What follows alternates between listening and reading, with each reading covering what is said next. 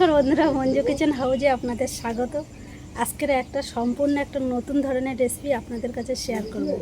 এটা হচ্ছে কাঁচা আম দিয়ে, এখন এই সিজনে কাঁচা আম পাওয়া যাচ্ছে প্রচুর। কাঁচা আম দিয়ে আর নারকেল দিয়ে রেসিপিটা বানাবো। আপনারা পুরো ভিডিওটা প্রথম থেকে শেষ পর্যন্ত দেখতে থাকুন। আর এই রান্নাটা একদম অল্প মশলায় একদম রান্নাটা করব। বেশি মশলা দেবো না, এই গরমের সময় হালকা পাতলা একদম রান্নাটা হবে। এইবার রান্নাঘরে চলে যাব, গিয়ে নারকেলটা আগে কেটে নেবো, নিয়ে নারকেলটা করে নেবো, নিয়ে তারপর রেসিপিটা শুরু করব। এই রেসিপিটা বানানোর জন্য একটা গোটা নারকেল নিয়েছি, একটা কাঁচা আম নিয়েছি। এবার নারকেলটা আগে ভেঙে নেব।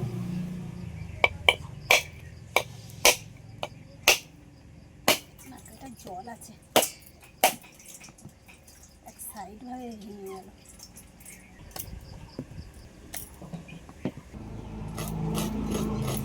এবার নারকেলটা কুড়ে নিচ্ছি।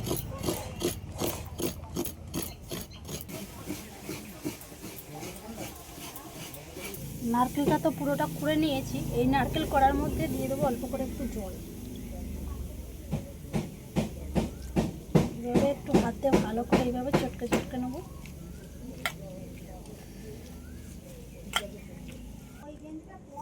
নারকেলের এরকমভাবে দুধটা বের করানো, হাত দিয়ে এরকম চেপে চেপে নারকেলের এই চিপিটা বের করে নেবো।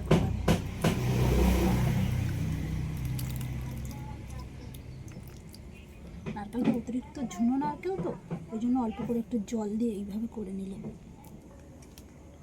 এই নারকেলের দুধটা একটু ছাঁকনি দিয়ে ছেঁকে একদম কড়ার মধ্যে নিয়ে নিচ্ছি আগে।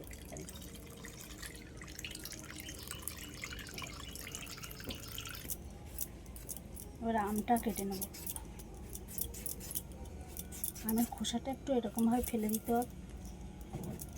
একটু সবুজ অংশ থাকলে হবে না, একদম পুরো পরিষ্কার করে কেটে নিতে হবে। আমটা এরকম ছোট ছোট করে কেটে নিয়েছি। মশলার মধ্যে একটাই মশলা, সর্ষে, আর কোনো মশলা নাই। এই মশলাটাই বেটে নেব। একদম হালকা বলেছি, আমি হালকার মধ্যেই শুধু সর্ষে।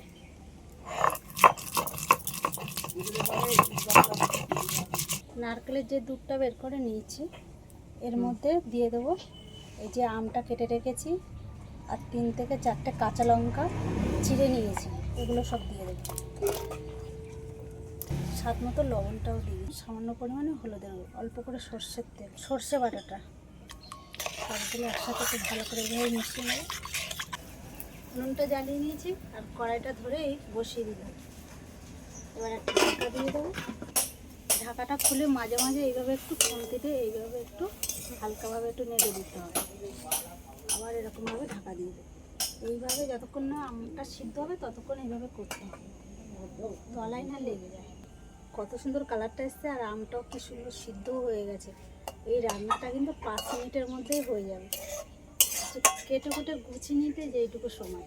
এবার হালকা করে একটু মিষ্টি দিয়ে দিচ্ছি, একটু টক টক মিষ্টি মিষ্টি লাগবে, খেতে কিন্তু ভালো লাগবে।